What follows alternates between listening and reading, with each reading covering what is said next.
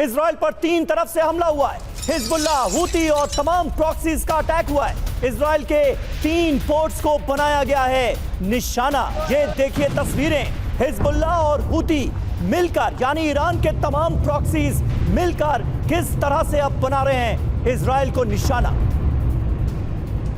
तो लगातार हमलों का सिलसिला जारी है। इजराइल पर भी ट्रिपल अटैक नजर आ रहा है, यानी तीनों तरफ से अब हमले होते हुए हम दिख रहे हैं। हमास के साथ डायरेक्ट वॉर में है इजराइल, और ऐसे में हूती और अब हिजबुल्लाह की तरफ से भी हमले तेज किए जा रहे हैं। और आने वाले वक्त में इन हमलों के बारे में जो जानकारियां सामने आ रही हैं, ऐसा लग रहा है इजराइल पर कहर ढाने की तैयारी है। इजराइल पर ट्रिपल अटैक हुआ है। लेबनान, यमन और सीरिया से बनाया जा रहा है इजराइल को निशाना।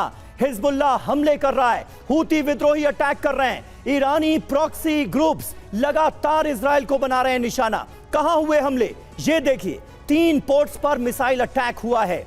और पोर्ट कौन कौन से हैं? हाइफा, एलाट और अशदोद। इन तमाम पोर्ट्स को बनाया गया निशाना। खास बात, इराकी प्रॉक्सी का इजरायली ठिकानों पर हमला हुआ है। सीरिया से गोलन हाइट्स में दागे गए हैं रॉकेट हमलों के बाद कई इलाकों में आग लग गई है। आग की लपटें कई इलाकों में साफ तौर पर नजर आ रही है।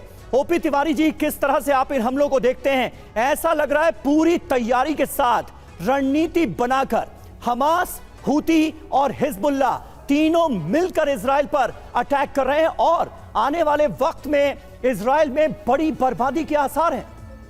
समीर, देखिए, एक फ्रंट पर अगर वॉर होता है तो उसको आसानी से लड़ा जा सकता है।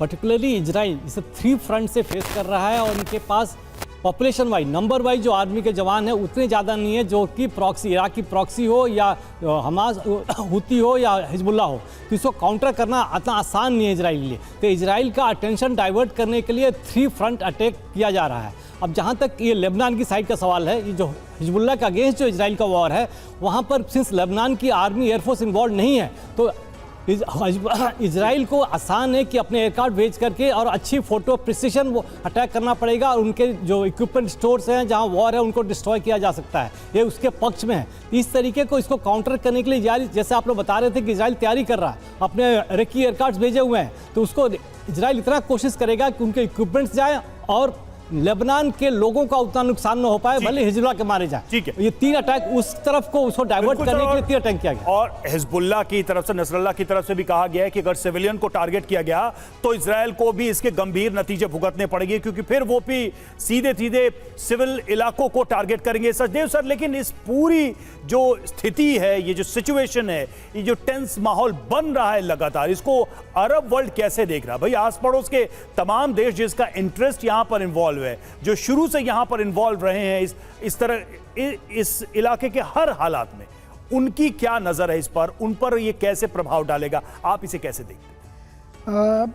ये बड़ा दिलचस्प सवाल है, और इसके बारे में कहने से पहले मैं बताना चाहूँगा कि हमास और हिजबुल्लाह में फ़र्क है।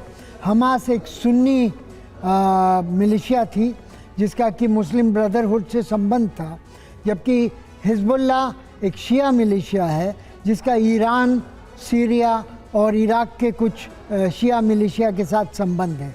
तो ये दोनों अलग अलग तरह की आउटफिट्स हैं, और इसी तरह से इनका समर्थन भी, या इनके ऊपर इनके साथ इजराइल के झगड़े का भी जो फ़र्क पड़ेगा अरबों के रिस्पांस में। जहाँ तक हमास की बात थी, ज़्यादातर गल्फ़ अरब्स या इजिप्ट उसे पसंद नहीं करते थे, क्योंकि वो मुस्लिम ब्रदरहुड का ऑफशूट था। और कहने के लिए, क्योंकि वो अरब थे, सुन्नी थे, इसलिए उनका समर्थन किया गया। लेकिन आपने देखा होगा कि कोई ख़ास man and material help Hamas को नहीं मिली अरबों से। रिलीफ मटेरियल गया, सीज़ फायर की बात कतर और इजिप्ट ने की, पर इससे ज़्यादा कुछ नहीं हुआ। हिजबुल्लाह के कमिटेड जो सपोर्टर हैं वो ईरान में हैं। बिल्कुल।